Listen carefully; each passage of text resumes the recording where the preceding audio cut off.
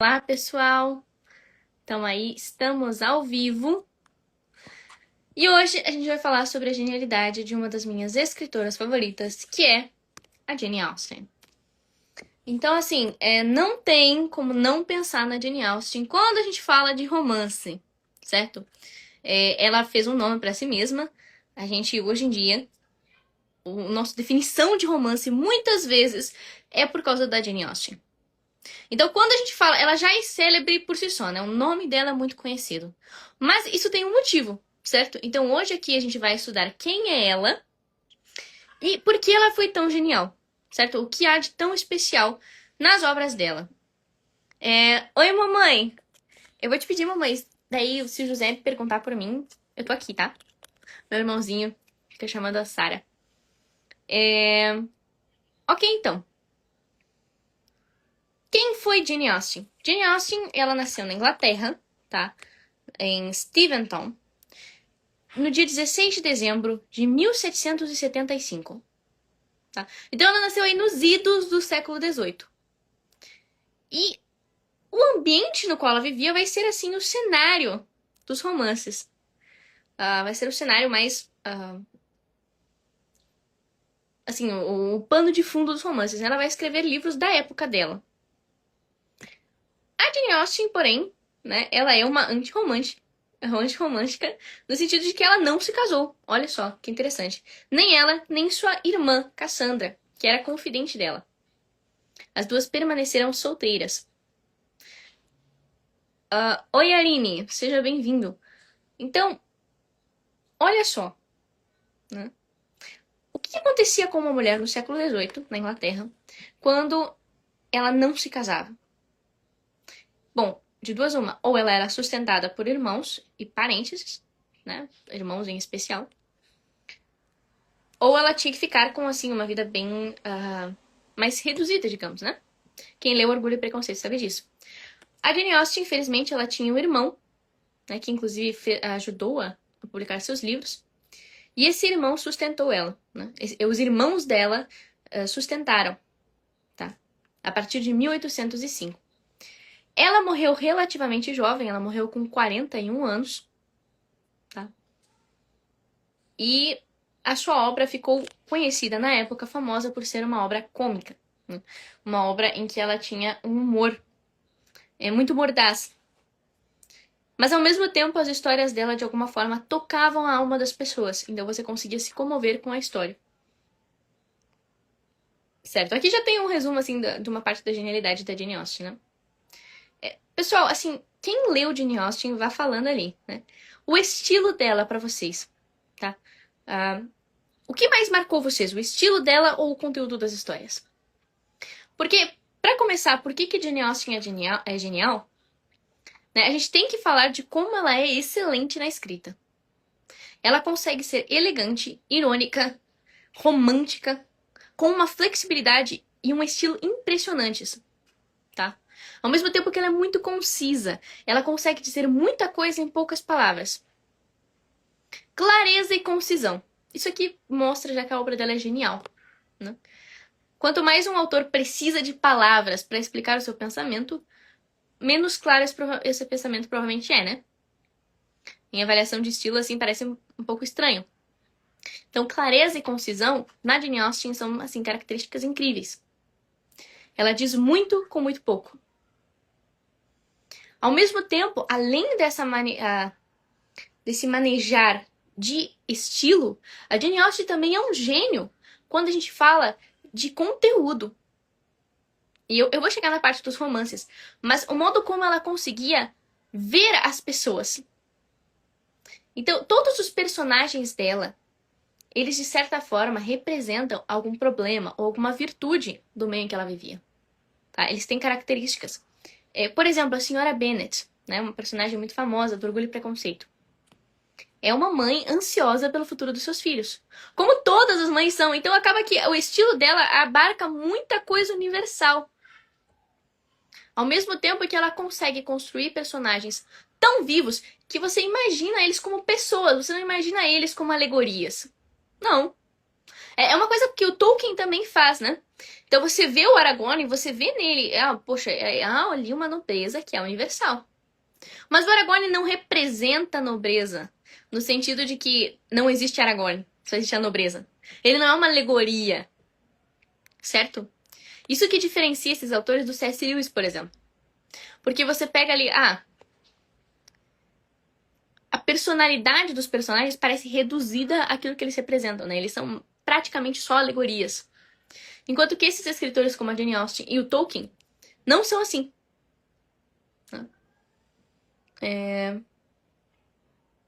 A Thalita, terminei o livro da Jane na semana passada, Abadia de Northanger. Já li, estou aqui com a Abadia de Northanger, inclusive, para falar dele também.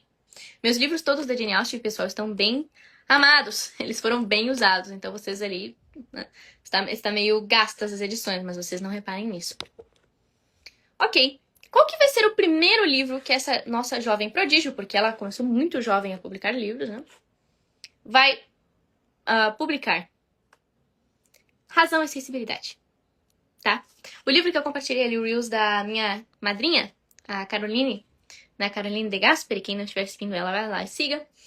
Mas ela estava falando hoje sobre o filme feito a partir desse livro, né? O filme é maravilhoso. Filme de 1995, se eu não me engano.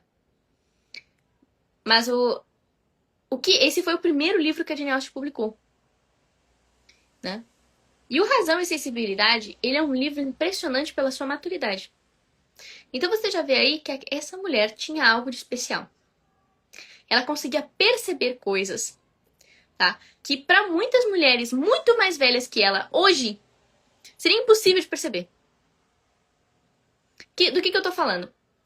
Por exemplo, se você perguntar para 95% das mulheres, estou sendo generosa, 95, não falei 99, tá? O que é amor? Elas vão dizer que amor é a paixão, né? Que amor é um sentimento. A Jane Austen, ela via claramente que amor não era apenas isso.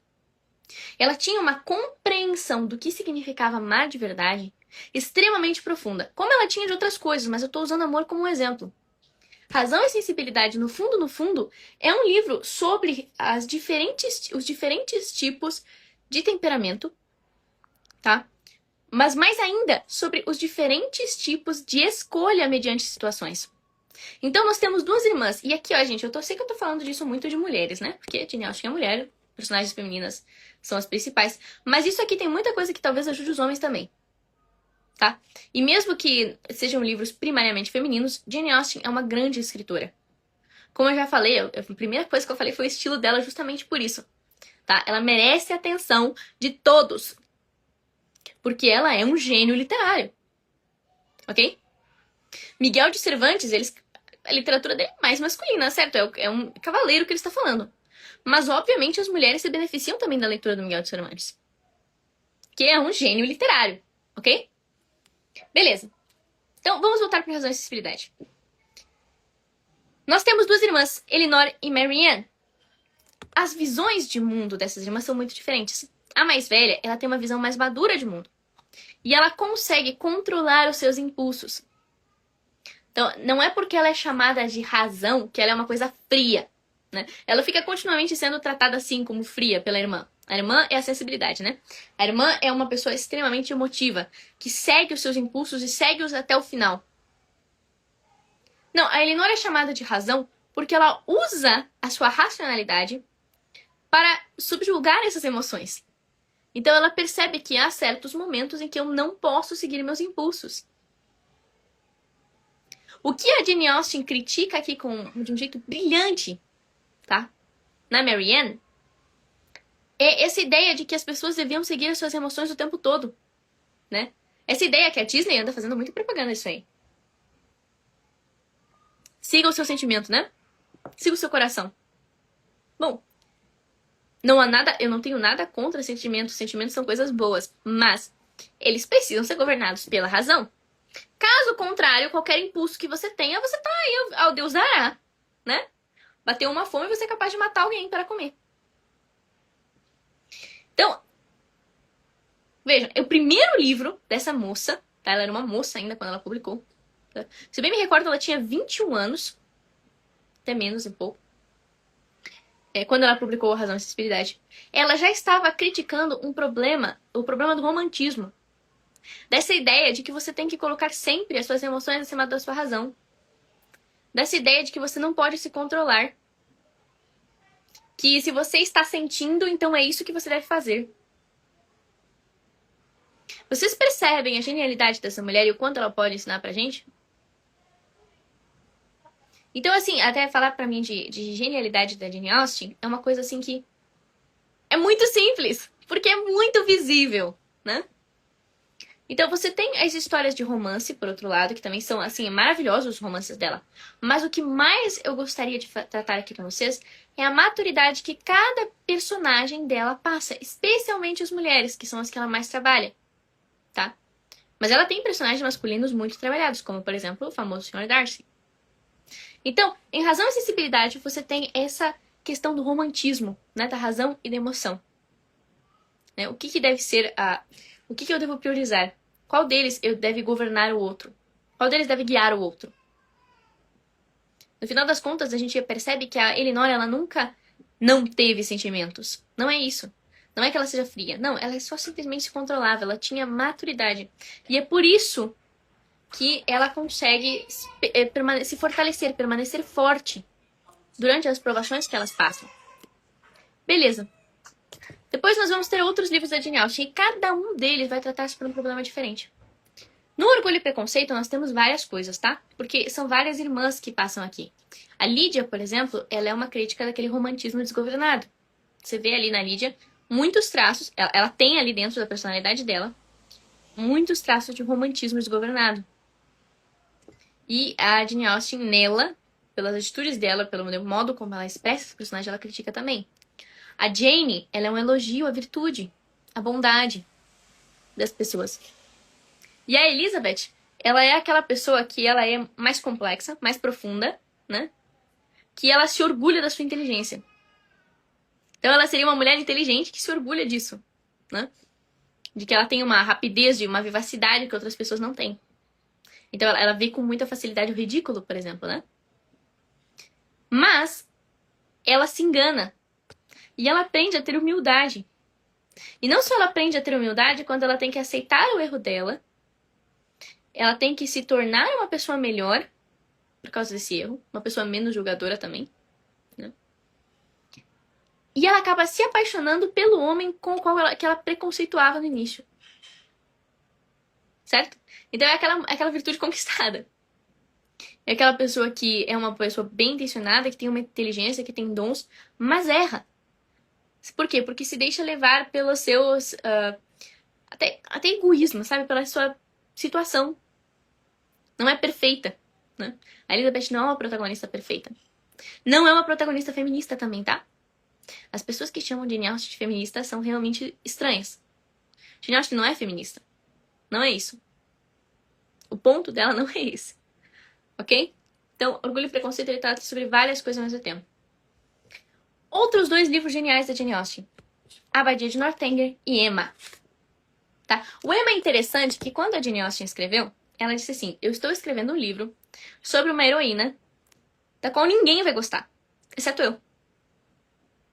Eu sou a única que vai ler esse livro e vai gostar. Por que ela disse isso? Porque a Emma, ela não é uma pessoa boa que nem a Elizabeth. Como assim? Ela é uma má? Ela é uma assassina? Não, não é isso. Mas ela não tem... como que eu posso dizer? Ela não muda tão facilmente quanto a Elizabeth. Ela é uma pessoa teimosa, né? Ela é uma pessoa que tem... ela tem tudo pra ser perfeita. Ela tem riqueza, ela tem beleza, ela tem juventude, enfim, ela tem tudo. Mas ela tem esse vício irritante de ficar querendo controlar a vida dos outros. Que é uma coisa que, assim, ó, pra ser honesta, eu acho que toda mulher vai entender, vai se identificar aqui, né? Ou muitas. Pelo menos as coléricas e sanguíneas. Coléricas e melancólicas também, né? Mas enfim, é um vício extremamente feminino. De você querer controlar a vida das pessoas ao seu redor. Esse é o problema da Emma, né? Como que ela faz isso? Ela quer ser casamenteira. Então ela fica casando as pessoas ao redor dela, tentando casar. Só que são pessoas, certo? Você não pode controlar as pessoas. Acorda. E a vida vai dar uma lição na Emma. Várias, inclusive, né? O Emma é significativamente mais longo do que o Orgulho e Preconceito. Por quê? Porque a Emma é uma pessoa mais teimosa, certo? Então, toda vez que alguma coisa acontece, ela vai lá e tenta se convencer. Não, isso que eu... não sei, isso aqui foi outra coisa, não fui eu. E se ela reconhece que ela errou, logo depois ela já... Bom, mas ó, agora vai dar certo. E ela vai na mesma coisa de antes. Então, Emma é uma pessoa um pouco mais realista ainda do que Elizabeth, ainda mais realista. E ela tem uma personalidade extremamente, pra mim, eu gosto muito da Emma, né? Eu acho que a Jane Austen estava errada quando ela disse que só ela ia gostar. Eu acho a personalidade da Emma extremamente cativante, mas mais do que isso, uma personalidade com a qual eu acho que toda mulher consegue se identificar. E, portanto, mais uma personagem que daria pra aprender muita coisa com ela. Tá? A personalidade do Sr. Knightley aqui também é extremamente boa, muito legal. Por fim, nós temos a Abadia de Northanger. O que é a Abadia de Northanger, tá? Aqui a gente tem uma menina que ela é uma menina extremamente ingênua. Ela é uma menina muito simples, menina de campo, tá? Que sai e faz uma viagem. E a Jane Austen brinca com essa ideia de que ela nasceu para ser uma heroína, né? No fundo, sobre o que a Jane Austen fala aqui também, além da história maravilhosa, né? De novo, não são alegorias. Mas uma coisa que eu sempre notei é como ela falava do impacto que tem o imaginário.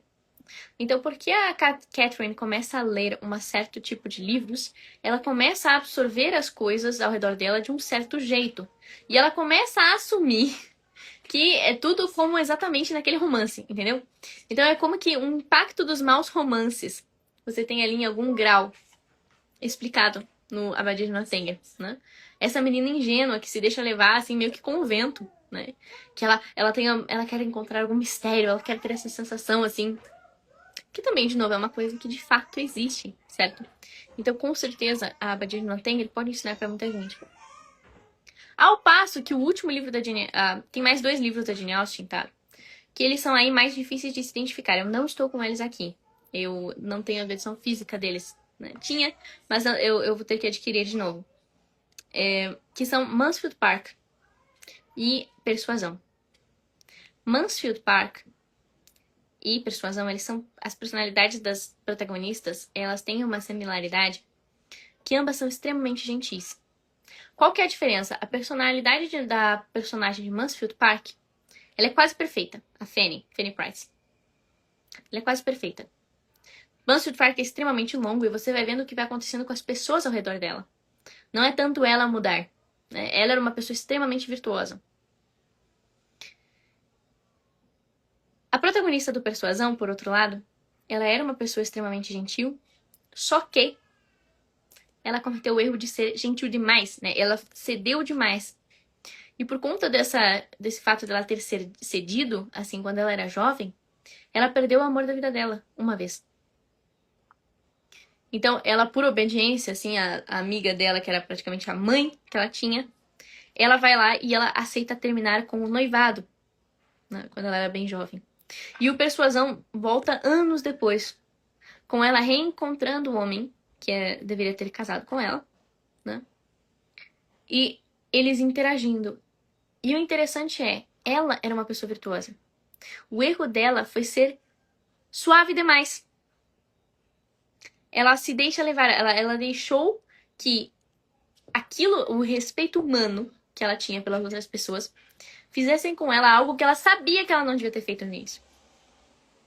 Ela sabia, de alguma forma, eu tenho certeza, assim, que ela sentia, né? Ela obviamente tinha toda a intenção boa, não tinha intenção ruim nenhuma. Mas o fato é que ela tomou uma decisão que ela ia se arrepender pro resto da vida, né? Se não fosse uma coisa que acontece pro final do livro.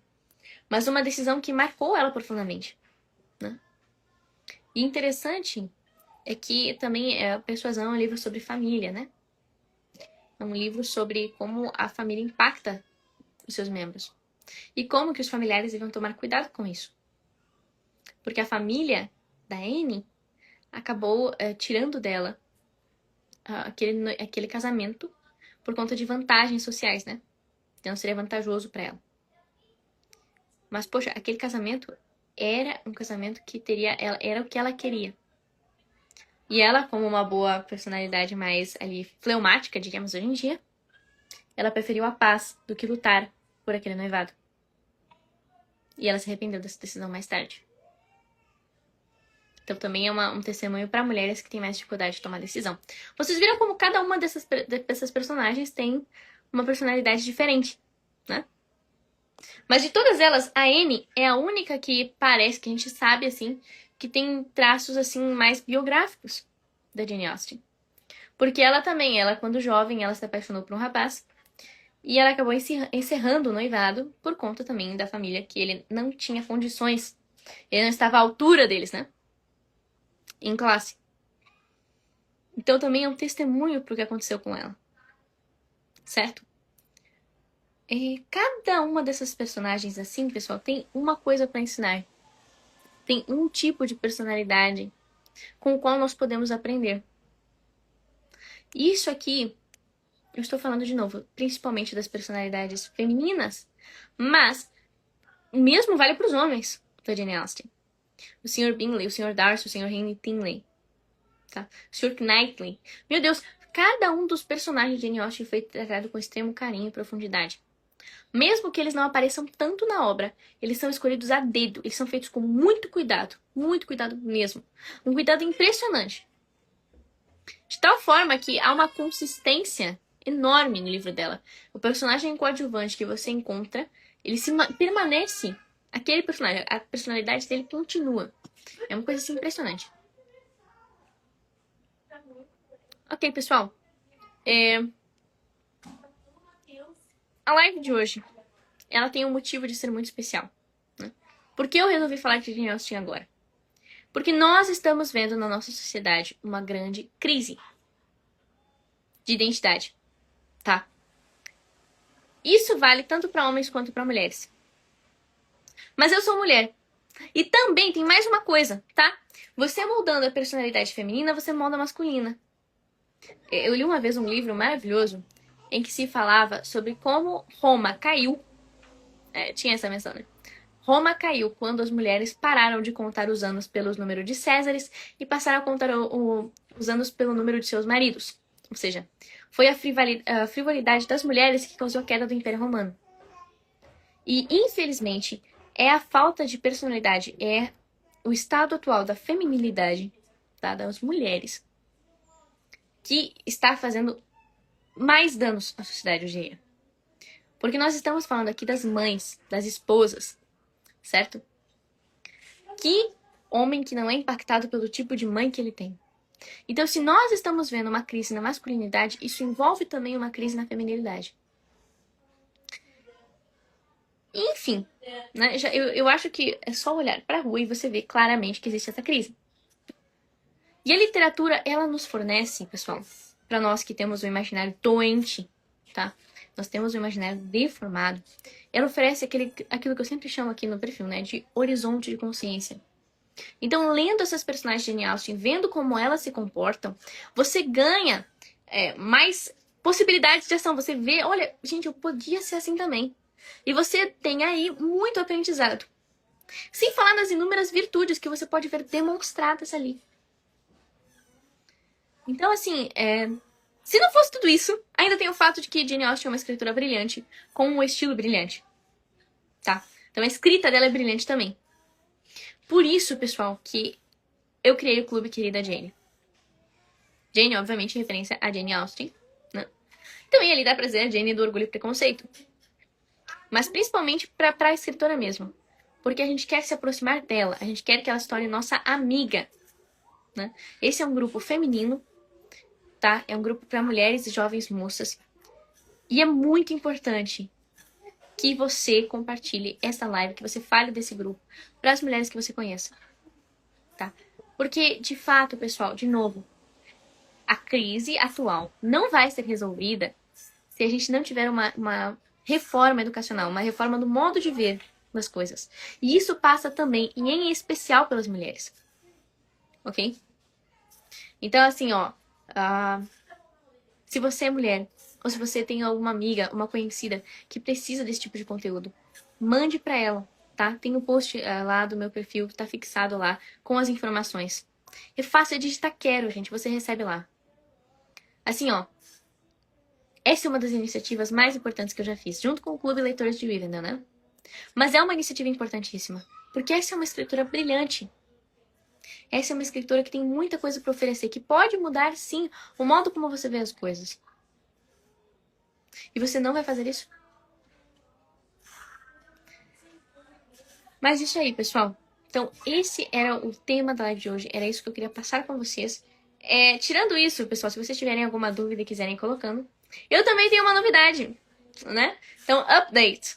Eu finalizei hoje o livro Os Últimos Dias de Pompeia, né? Que eu havia falado pra vocês que ia ficar atualizando vocês a respeito da minha leitura, né? E chegando no final, assim, olha, eu vou dizer pra vocês, eu estou com vontade de fazer uma live só sobre esse livro. Porque, que livro bom! Não é como se fosse Tolkien, né? Não é meu livro favorito. Mas é um livro que me surpreendeu muito. Muito mesmo. Assim, um livro que eu sou surpresa que eu nunca tenha ouvido falar dele. Né? Que seja, eu tinha ouvido falar, mas muito tempo atrás. E nunca vi mais gente falando desse livro no Brasil. Sendo que é um livro que, assim, é extremamente bem feito. E faz você realmente entrar em Pompeia. Você se sente lá dentro. Dentro da mentalidade dos romanos, dentro da mentalidade dos pagãos. É uma coisa impressionante. Mas isso aí, né, pessoal? Eu acho que essa era... Então, assim, ó, quem quiser de novo esse livro, está lá o link na minha bio. Você entra lá na Booktime, a livraria que tem esse livro aqui. Com o cupom de desconto Reconquista 10, você adquire ali desconto e ajuda a gente aqui no perfil, né? Mas assim, ó... Estou surpresa que não falem mais desse livro aqui. É um livro meio desconhecido, mas que merece mesmo mais atenção, tá? Ele merecia ser conhecido. Porque, especialmente para quem gosta de história. Porque você se sente lá dentro, né? A gente tem também um testemunho muito bonito de cristianismo dentro desse livro, por incrível que pareça. Então, assim, eu gostei muito mesmo, certo? Isso aí, pessoal. Eu acho que era isso. Sobre o Clube Querida Jane, de novo, eu tenho lá o post fixado na minha... no meu feed, né? Ali no perfil, não lembro como se chama, nas publicações. E caso vocês queiram saber mais alguma coisa, é só mandar mensagem, tá? Ou comentar aí naquele mesmo post, eu envio as informações direto pra você, ok? Era isso aí, pessoal. Fique com Deus. E nos vemos daí na semana que vem. Eu espero que vocês tenham gostado dessa live. É uma live extremamente importante, tá? De um assunto que merecia ainda mais conversa, ainda mais atenção, que é a Jane Austen, certo? Uma boa noite, fiquem com Deus e nos vemos na semana que vem. Tchau, pessoal. Na Maria.